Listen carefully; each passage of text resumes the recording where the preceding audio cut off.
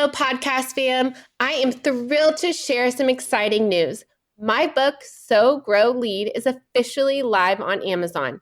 This book is more than just my story of starting a nonprofit and building a peanut butter factory in Malawi. So trust me, the ups and downs of that journey are worth the read.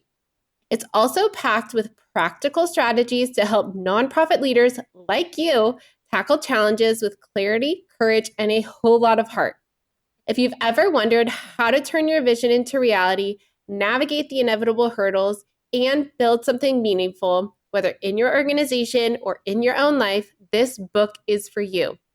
I'd be so grateful for your support in spreading the word. Grab your copy of Sow, Grow, Lead in the show notes and on Amazon today. Let's keep sowing seeds of impact together.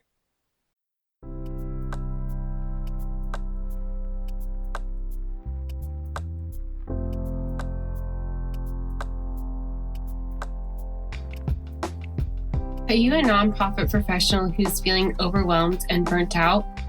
Well, welcome to the Lead with Heart podcast. I am your host, Haley Cooper. On this podcast, we will share stories of leadership, courage, and empathy that'll help you learn to take care of yourself, your staff, organization, and community. You will hear from nonprofit leaders who have been in your shoes and have learned best practices to raise more revenue and make a greater impact. Let's thrive together. Hello, everyone. This is Haley Cooper with the Lead with Heart podcast. And today I have Chris Baiocchi on the podcast with me. And I have known him probably my whole career in fundraising. I remember early on when I was a newbie and shy and didn't really know what I was doing, he offered to meet with me for coffee. We met through AFP, local chapter in Orange County. And it's just been a joy to learn from him. And so that's why I'm so excited for him to be on the podcast today.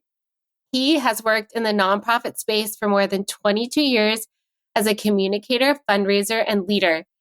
He's led annual giving campaigns, planned special events, written grants, and helped fundraisers and nonprofit professionals find the joy, innovation, and passion in their work.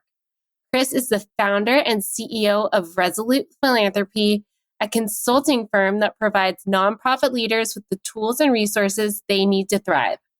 Because a kinder, safer, healthier world needs engaged and effective nonprofits. Chris has worked alongside organizations such as Project Access, Habitat for Humanity of Orange County, St. Joseph Hospital, Chapman University, and Mind Research Institute. Chris earned a bachelor's in English from Chapman University, a master's in organizational leadership from Brandman University, and a certified nonprofit executive certification. Chris is married and lives in Orange County, California. His child is a student at the University of Puget Sound, and Chris is an active reader, an occasional cook, and loves bow ties, icebreakers, and heated arguments about the best sci-fi franchise. Well, welcome, Chris. Thank you so much for being here. Thank you. Thanks for having me. I'm absolutely thrilled to be here and a little nervous. This is my first podcast, so it's uncharted territory for an old guy like me. You were there for my first experience as being a fundraiser. So it all comes back around. I love it. There you go. I love it. Well, I would just love to know a little bit more about how you got into fundraising. Obviously, you've been in it for 22 years, but what led you to choose this life path and what led you to step out and start your own company recently? Sure. Well, I started fundraising like many people. I took the long way around. So I was a journalism student. And I actually wrote for student newspapers from 7th grade through my senior year of college. So that's a lot of journalism. And so, of course, when I graduated college, I went right into journalism. I was super excited to do that. And I got a job at the Orange County Business Journal. And it wasn't really what I wanted. I felt like something was missing. So I ended up going to a not-for-profit healthcare company, to their corporate office in Orange. The company at the time was called St. Joseph Health System, and I was doing corporate communications work for them. And while I was there, I was approached to serve on the employee giving committee. Every year, this company had an employee giving campaign where corporate employees could make a donation to any one of the ministries supported by or endorsed by the organization. So you could make a donation to the local hospital. You could make a donation to the wooden floor. You can make a donation to Tire San Jose. And they had an employee committee who ran this campaign once a year. And I got involved and absolutely loved it. It was the highlight of my year. Every year was when we would start planning for the campaign and planning what kind of solicitation materials we would produce and meeting with employees and talking to them about what they could do through their gift.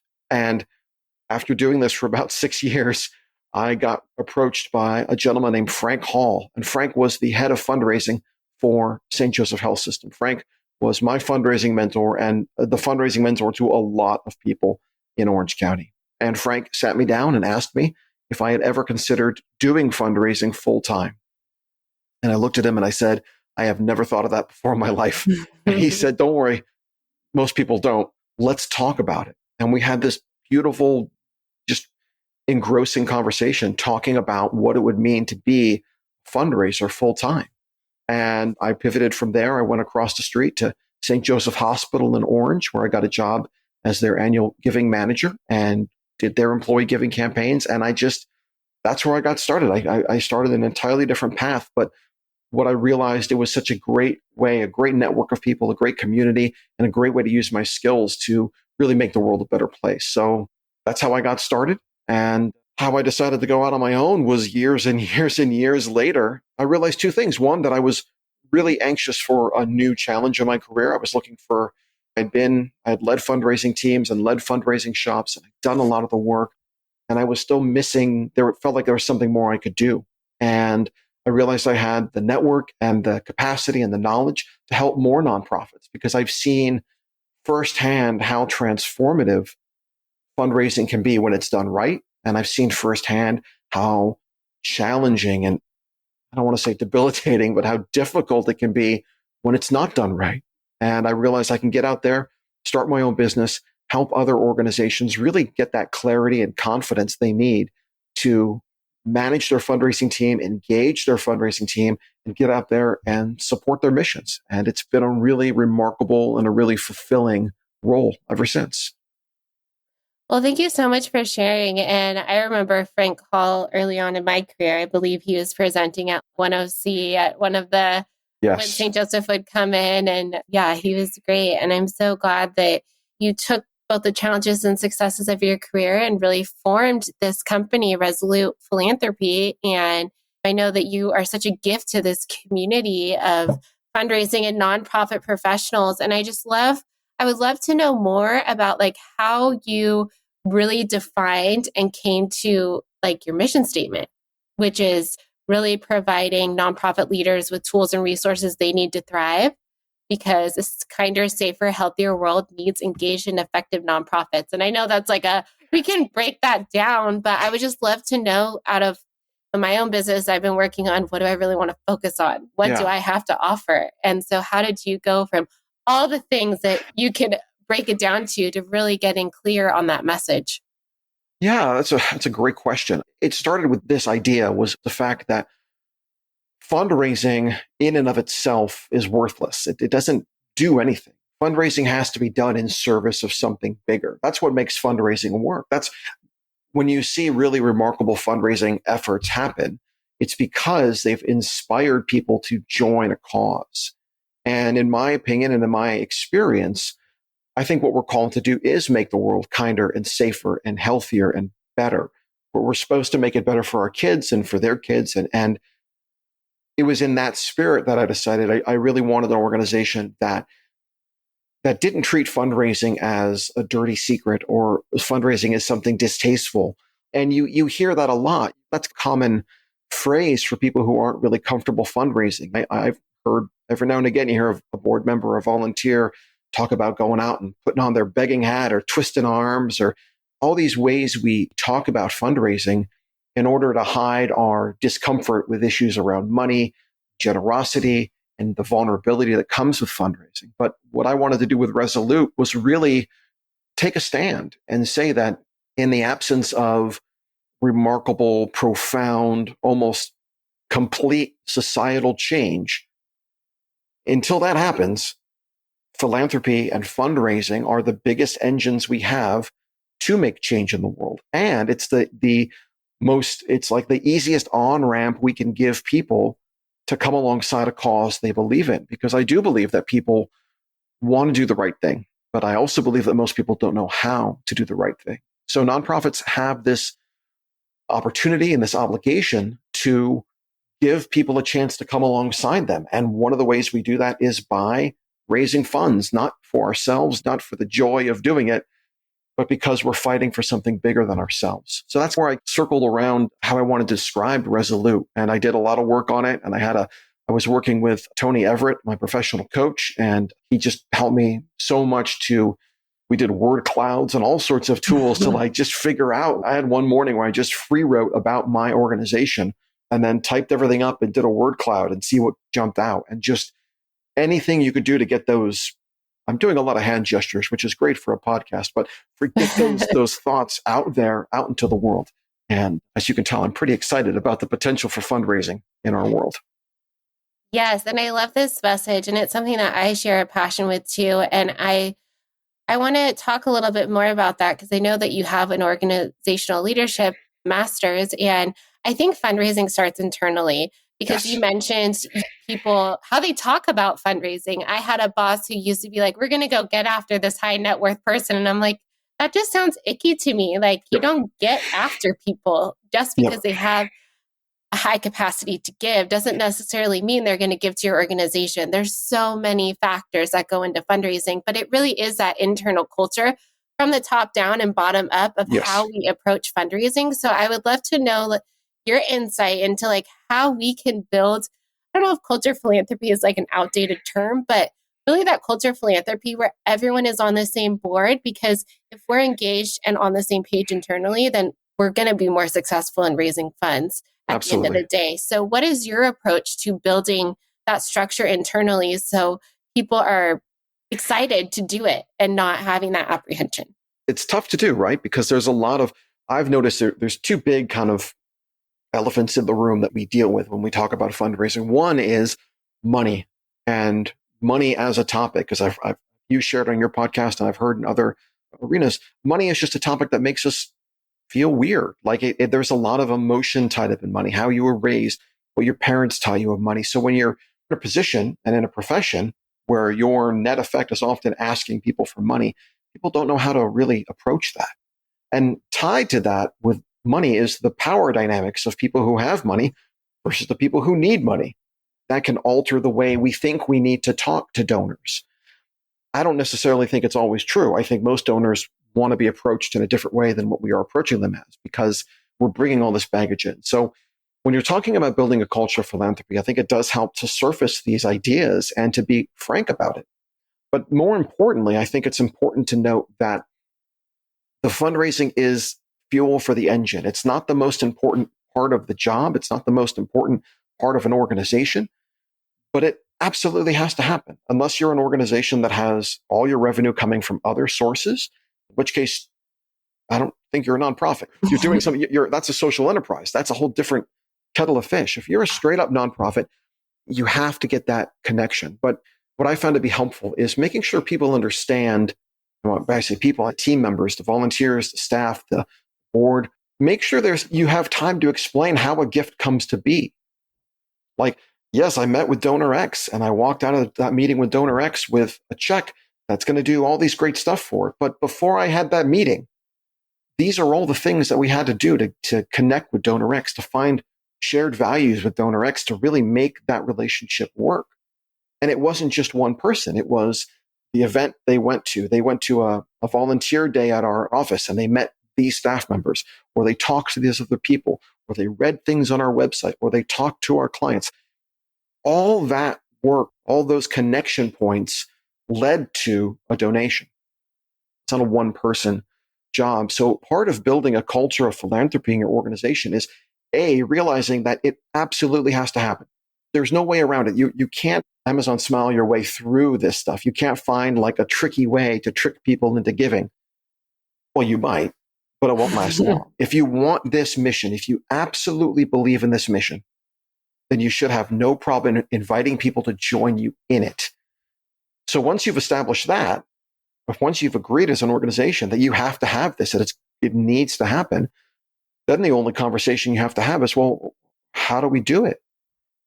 And if you don't believe it has to happen, if you don't have that confidence in your mission, then you won't be a successful fundraiser and you won't have a successful organization to begin with. So there's no one single way to build that culture, but it does start, just like you said, there's some language you got to be careful about. And there's no twisting of arms. There's no going out and getting people. There's no targeting this person or targeting that person.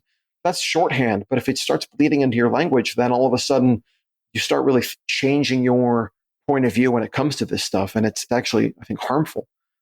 Another thing that you mentioned, and especially in communities like Orange County, it's really clear. You've got to be clear about the difference between capacity and intent. And if you're a nonprofit organization and you're only looking at capacity, you're going to waste so much time going after people because they've got a nice house or a nice car or because their name appeared in this list or that list. It's pointless. You've got to be, all your efforts should be pointed to that intent, finding people in the world that share your belief that your mission is important. That will build more philanthropy. I've been directed in early days of my career to send a solicitation letter to every person on the Orange County Business Journal's wealthiest people list. And I've done it, and I've raised $0 doing it. But I was told by someone up in the company I didn't have the bandwidth or the power or the perception to challenge this. But I was like, oh, that's how you're going to get money. You're going to ask these rich people for money. No, it's not. It's never worked that way.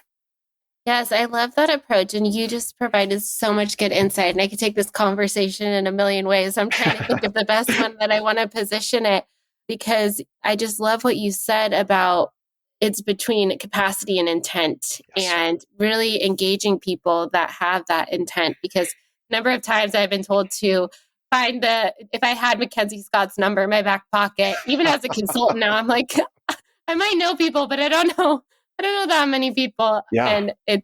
And I know she's opening up more about her philanthropy. But one of the things I would love to ask you, and I think this is an education to the board as well, because you mentioned, and then we'll talk a little bit more about the intent piece, but you mentioned there are so many factors that come into getting the gift, to receiving that donation. And and I believe you've talked about this on your LinkedIn and posted about this, the importance of not just having the dollars raised be the ultimate KPI, the ultimate thing that your board is educated on, right? Like when they're setting the budget, they just want to see that dollar sign. They want to make sure that it's met.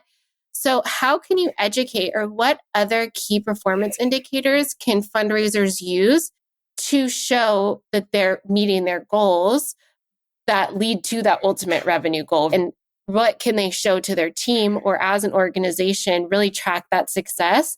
Because like you said, it's maybe an event they attended, a board member they knew, the number of calls that you had with them before maybe I just answered my own question, but I would love your, you're insight into different KPIs that we can measure and how we can educate our board on those measurements. Sure. That's a great question. And one of the challenges when you're on a fundraising team or running a fundraising team is that, as we know, fundraising is a long-term process, right? But we are held accountable often to short-term goals. And for a time when I was running a fundraising team, I wouldn't go through the budget with them on a monthly basis. I would really only look at big picture numbers, because I would say, well, it's not about what we did in October.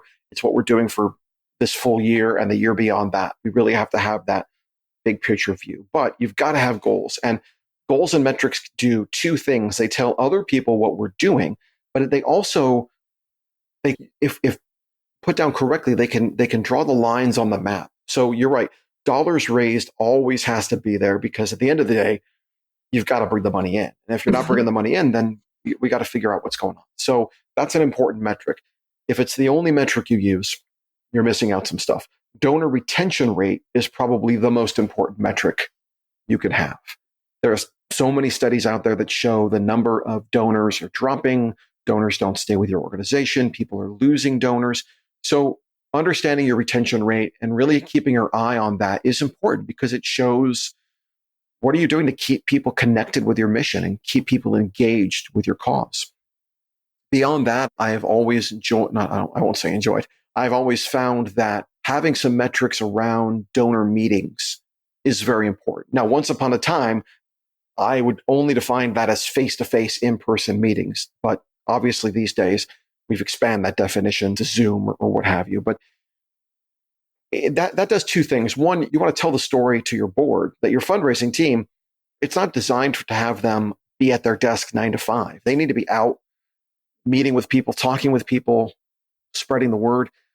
It's also important to note that not every meeting turns into a gift. Sometimes the meetings don't lead, in fact, often they don't lead to a gift. And that's okay, because sometimes as long as you're learning something from those meetings, that's really critical. So when I was at Habitat for Humanity, I thought it was a pretty easy definition of what counted as a fundraising, quote unquote, meeting or not.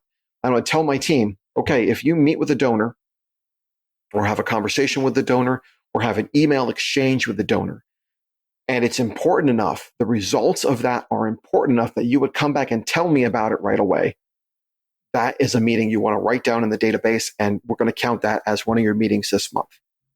If you wouldn't tell me about it, meaning, yeah, we met, but we just talked about football, or we exchanged emails, and after 17 emails, we decided to meet at this restaurant. That's not the thing you would tell your boss. You would tell your boss, oh, I met with Sally, and Sally's really interested in this program and would like to learn more. So when you're talking about tracking your meetings, you have to have some ground rules or some guidelines in there, because what you want to be tracking are, what are those opportunities we're giving ourselves to learn more about a donor's values, to inform a donor about what we're doing, and to seek further partnership opportunities with that donor. Now, those meetings, one of those might fall off, and I'm like, oh, I learned they're not really interested in what we do. That's still an important meeting to have, because that means we don't need to spend more time pursuing a relationship with this donor. If they've told us, oh, I love your mission, but all my family's philanthropy is really going to our alma mater, that's where our heart is. That's great to know. Otherwise, you're going to spend your time hoping to get this gift, and it won't happen. So dollars raised, retention rate, number of meetings, those are really critical. There's more, like you can really get into the weeds, and you don't want too many because you don't want to spend all your time reporting, but you do want to be able to do things like, if you've got a grant program, you should know your grant funding rate. Out of all the grants you send, how many do you get back? Or how many do you get awarded for? Or maybe out of X number of grants you're going to submit in a given year, how many go to new founders or new funders, rather?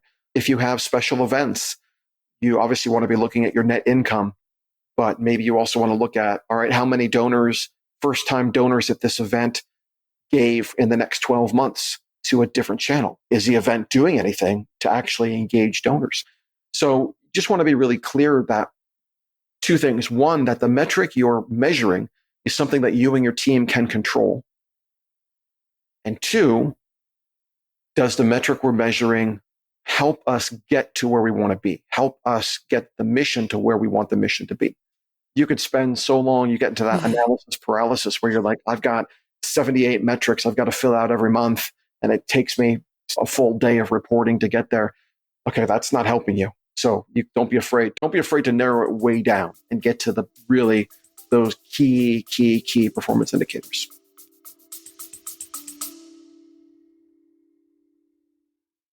Imagine a fundraising partner that not only helps you raise more money, but also supports you in retaining your donors. A partner that helps you raise funds both online and on location, so you can grow your impact faster. That's DonorBox, a comprehensive suite of tools, services, and resources that give fundraisers just like you a custom solution to tackle your unique challenges, helping you achieve the growth and sustainability your organization needs, helping you help others.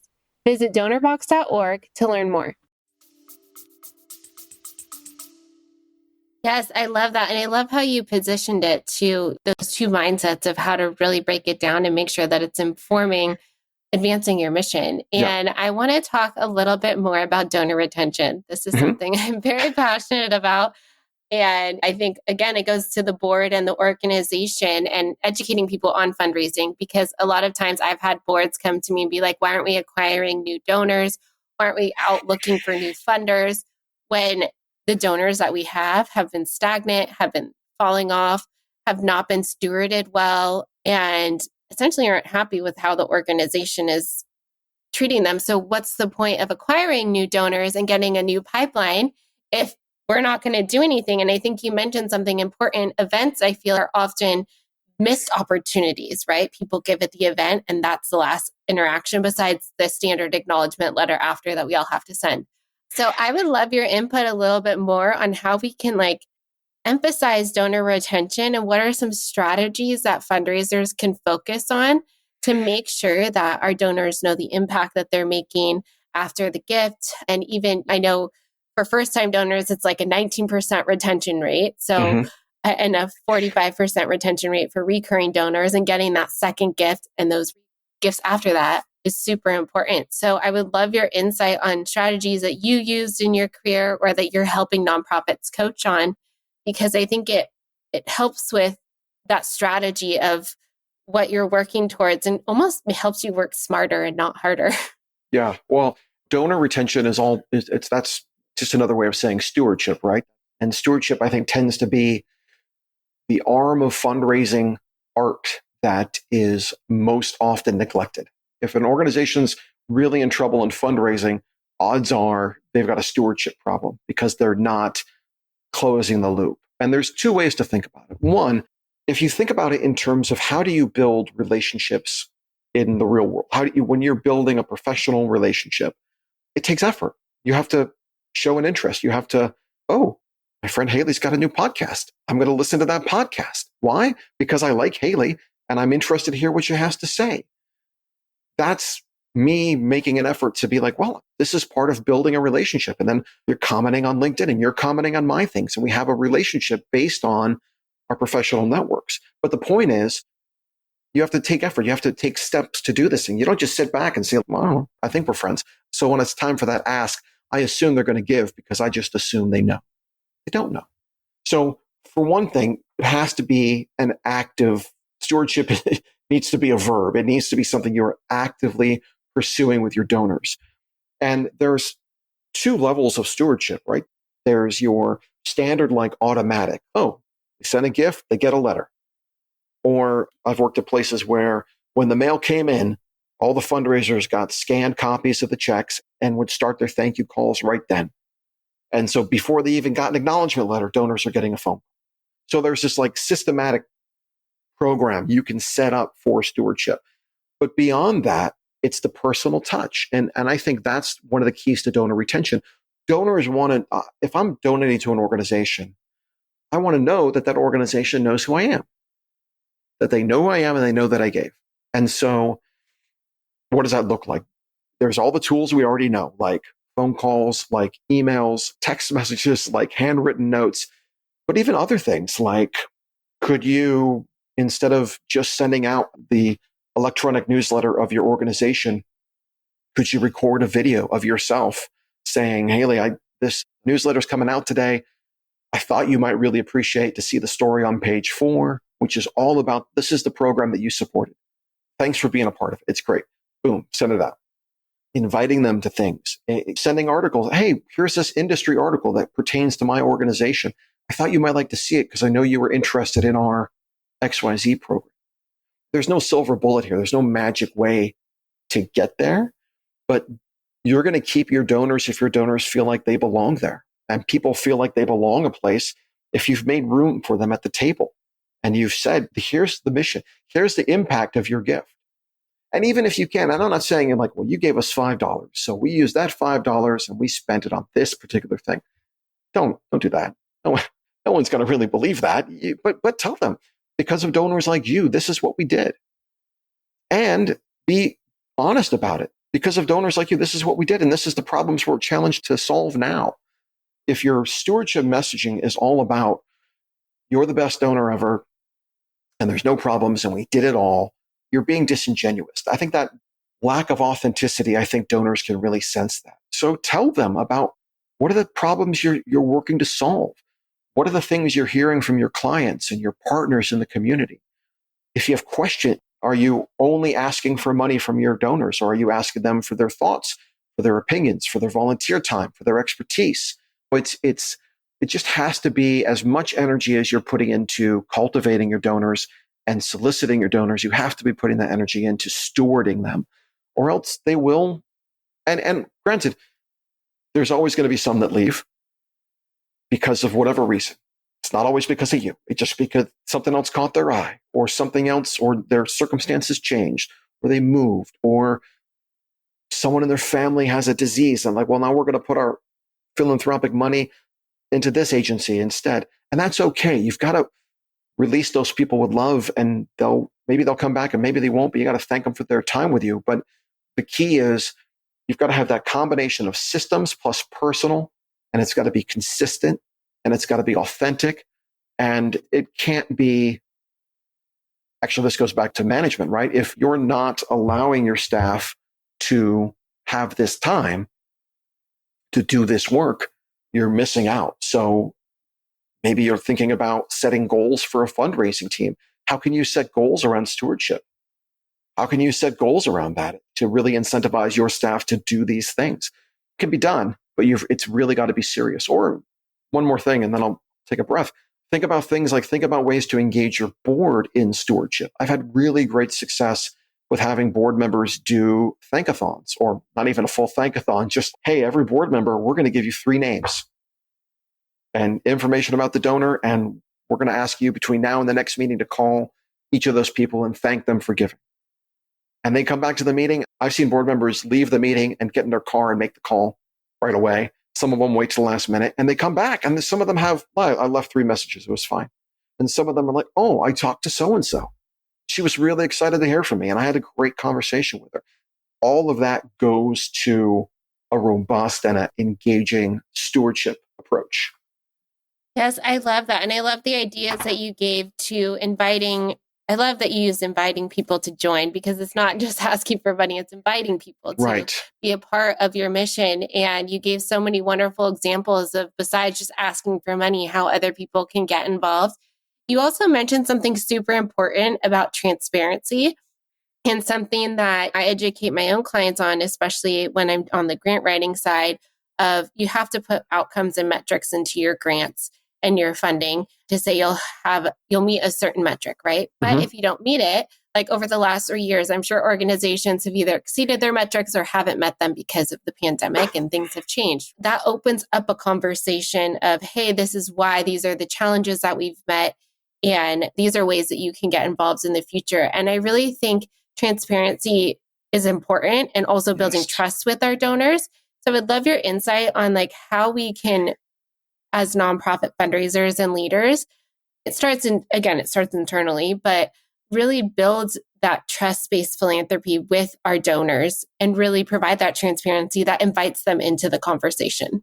Yeah, building that kind of trust is challenging, because I think our instinct is to really go best case scenario every time we're talking to a donor. We're afraid, let's call it for it is, a lot of what we consider like traditional nonprofit fundraising functionality is really driven by fear. And so we're afraid that if we mess up, the donor is going to pull their money and then we're in trouble. And guess what? That might happen. I've lost donors for a million reasons. Some of them my fault, some of them just the way of the world. But the donors that have made the biggest impact are the donors that really want to make a difference with you. They want you to succeed. They want this mission to succeed. So treat them like adults. Treat them like partners in this cause. Don't treat them like that you're the little kid and they're the grown-up.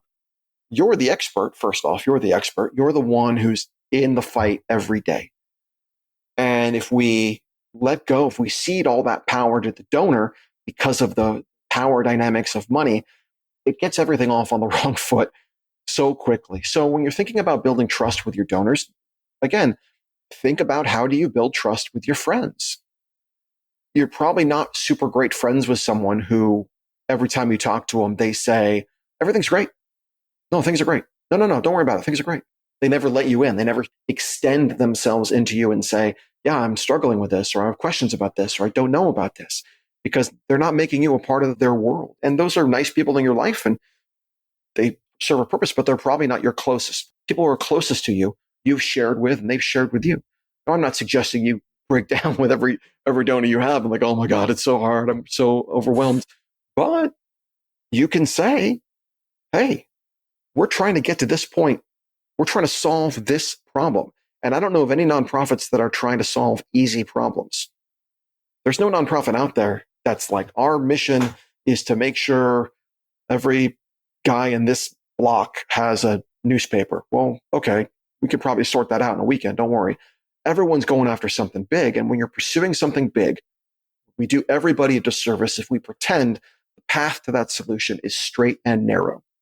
We all know anybody who has worked at a business or owned a business, raised a kid, who's dealt with a family, who's pursued a personal goal, they've known that it is a winding road with ups and downs and setbacks and switchbacks. So talk about that with your donor. Have the founder letter in the annual report. That's usually wasted real estate. That could be so much better. This is what we ran into this year. And we haven't found a way around this yet. We're still bringing in people to help us solve this problem. We thought we could do X, Y, and Z and get this result. It turns out we didn't. So what we're going to do is we're going to change course and we're going to attempt this way instead. I think if we start having those conversations with donors, they're going to be engaged and they're going to be like, oh, okay, let's try that. I think part of our collective angst in the fundraising profession is that at one point in time, it was decided that you have to have best face forward, best shiny, everything's great, don't look behind the curtain mentality to our donors, which sets us up when everything is not great to either be disingenuous or to be panicked and try to make it, or to try to like wordsmith our way into greatness. When in reality is, again, we're all trying to solve something that if it was easy, it would have been sorted by now.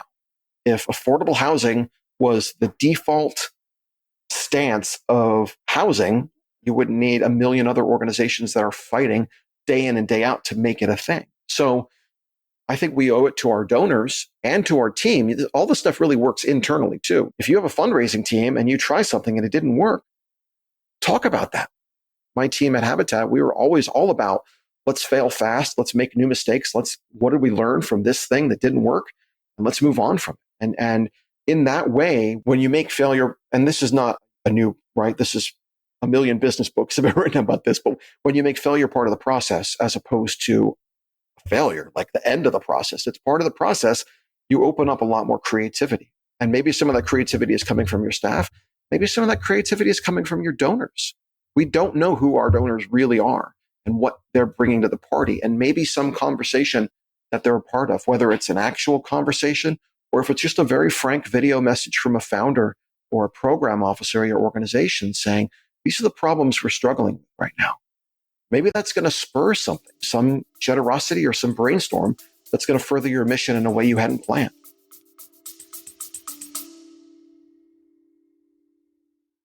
Hey there, podcast family. If you're like me and deeply committed to improving your leadership skills and fostering better connections with your team, I've got something truly amazing to share with you. I'm proud to introduce the EMC Masterclass, something I talk about often as a certified trainer. It's an incredible program developed by the renowned Dr. Lola Gershfeld, an organizational psychologist and corporate emotional connection expert. You might remember her from a podcast episode where she shared invaluable insights into the world of emotional connection. Dr. Gershfeld's EMC Leaders courses are designed for anyone working with people, whether you're a manager, supervisor, team leader, educator, coach, mentor, or a team member. This program is truly for everyone looking to enhance their communication and collaboration skills to raise more revenue for their mission. Now, let me tell you why the EMC Masterclass is a game changer. Dr. Gershfeld's groundbreaking emotional connection process has been integrated into top universities' curriculum and recognized by international organizations like ICF, HRCI, and SHRM. Humans are wired to seek emotional safety, and when we feel safe, we're more likely to take risks, share innovative ideas, and collaborate effectively. The EMC process is the catalyst for creating that emotional safety within your team. The virtual EMC Masterclass consists of 8 modules with 4 hours of expertly recorded material, 13 quizzes to reinforce your learning, and a workbook filled with activities for offline practice and something I still refer to daily. Ready to become an emotional connection master? Dr. Gershfield is offering an exclusive detail for our podcast listeners. Use the code LEADWITHHEART to enjoy a generous 10% discount on the EMC Masterclass. Head over to emcleaders.com and enroll in the EMC Masterclass today. Yes, I love that insight. And thank you so much for sharing your perspective on this. And I think something that you mentioned earlier and also relates to now, like sometimes as fundraisers, we are once removed or twice removed from the problem or the mission and the clients. And part of that transparency is, at least for me, breaking down those silos and making sure that fundraising isn't something that's up here and it's like, I don't even know how to say it, like accoladed position. And then the rest of the organization is over here to the side. And I would love to know, in the like spirit of transparency, like how have you, and really sharing those issues with our donors, but just across teams as well, like how have you in your experience broken down those silos across program finance to make sure that everyone knows that we're working towards the same goal, but also having those transparent conversations of when things aren't going well and then how to, for lack of a better term, pivot or, communicate that out, because it doesn't just start with fundraising.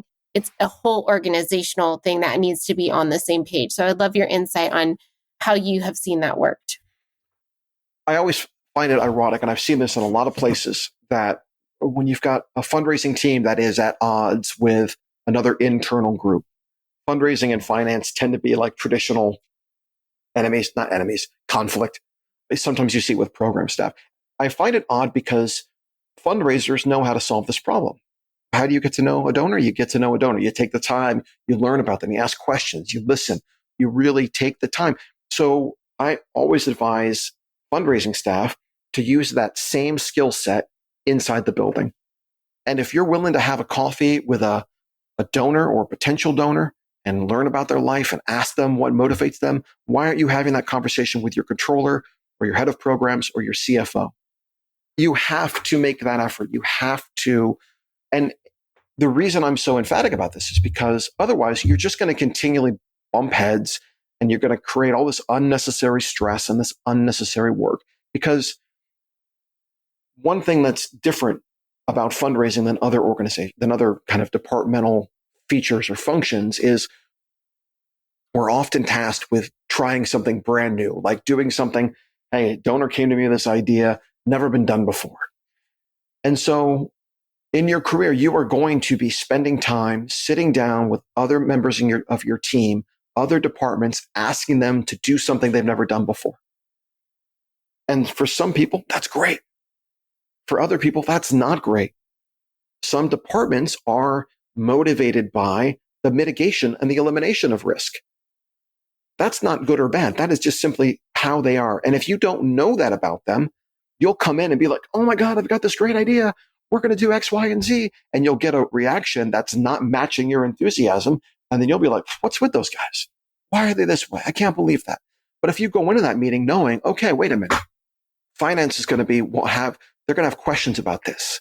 So before I do a big rah-rah presentation, I'm going to sit down with finance one-on-one. I'm going to say, this is what I'm thinking of. Where are your pain points on this? What are you? And then let's build it together. All of a sudden, you're bringing them in on something and you're acknowledging that their point of view is valid and needs to be met and addressed and explored. Again, if we assume that everybody has the same manic energy level as a frontline fundraiser, you're going to be totally disappointed. So what it comes down to is that same level of attention and strategy and careful listening. You sit down with a donor and you're tuned in with what that person's talking. Hey, they mentioned they have an uncle that's in farming and we're starting a new urban agriculture program. So I bet there's a connection point there. You're always listening for those connections. When you should sit down with your colleagues and you should figure out and ask them, how are your goals set up? I'll share an example. At Habitat for Humanity, one of the best things we had was this opportunity to bring donors out to the build site and build with us. It was great. They still do it, obviously. It's a absolutely magical experience. And scheduling those times was an absolute nightmare. It was very, very challenging. It was very challenging. And early in my days at Habitat, fundraising would get into trouble because we would listen in a meeting and hear an update from construction, and we'd go call our donors and be like, oh, they're putting the roof on Wednesday. Next meeting, the construction would be like, oh, delays happen, roof's going to come on in 3 weeks. And we'd have to go back to our donors and take things back. But finally, what we did is we sat down with construction and said, this is what we do. When we hear you say something like this is the action we take. And they would be like, oh, don't do that. That's not what we mean. We actually mean it's close to, and we just got really clear with them about, oh, okay, what's your comfort level with sharing this information? And we let them call the shots on that. And then we would go back to our donors and act appropriately. So the point is, we took the time to learn from our construction team about what motivated them, what they were incentivized to do, and what their stress levels were. And we tried to minimize it. Now, we couldn't do it all the time. Sometimes it's going to be stressful. It's going to be stressful because the donors are changing their things. But if you have that relationship from the beginning and they understand that, okay, they respect what we're doing, we respect what they're doing, you'll get further in life. And so you got to have that strategy. You got to have those conversations and you got to work at it. You can't just have it once. But I met with the CEO or the COO or the CFO 8 months ago, so I pretty much got her figured out. No, I know you've got to make this an ongoing thing because fundraising demands flexibility. It demands invention. Sometimes it demands seeking or ignoring or gently redirecting input from people with various levels of knowledge about your company. You've got to do all these things. We can't do that alone. We need the support of our friends and our colleagues in the building. And we won't get that if we treat them as just extensions of fundraising. We have to see them for the professionals and the experts that they are. Oh, Chris, that is so good. And I love that you focus on that relational aspect and how it goes both internally and externally, and just how we approach relationships in general. And we change our mindset on the importance of relationships in doing our job. Mm-hmm. That's when we produce the high quality work and get the results that we want. But it comes first with that relationship and that active listening. So I could literally talk about this all day. I love talking about fundraising. That's why I started a podcast. And I would just love for you to share where people can find you, because you are a wealth of knowledge. I love the posts that you put out on LinkedIn and obviously with Resolute Philanthropy. Where can people learn more about what you do and just follow along with your wonderful insight and wisdom? Sure. Thank you. Well, like you said, I am on LinkedIn. It is my social media of choice. So you can find me on LinkedIn. My last name is Baiocchi. I'm probably the only Chris Baiocchi out there, and I'm probably the only one with a bow tie. So look for the bow tie in the pic. You'll find me. And yeah, I'm always talking about fundraising and trying to learn all I can about this art and this science. My company is Resolute Philanthropy. That's resolutephilanthropy.com, all one word. You can find me there. You can reach out and contact me, set up a call, whatever you need to do. But yeah, I look forward to hearing from you, whoever you are, gentle listener. Amazing. Well, we will link to all of that in the show notes. And thank you so much for Chris for having this amazing conversation with me. Oh, thank you for having me. It was so great. I'm excited to see what happens next on this podcast. And yeah, thanks for having me. It was an absolute treat. Loved it. If you have valued these stories or learned something from what you've heard, please share this podcast episode or follow me on LinkedIn. Thank you so much for your support, and together we can build a better community and world.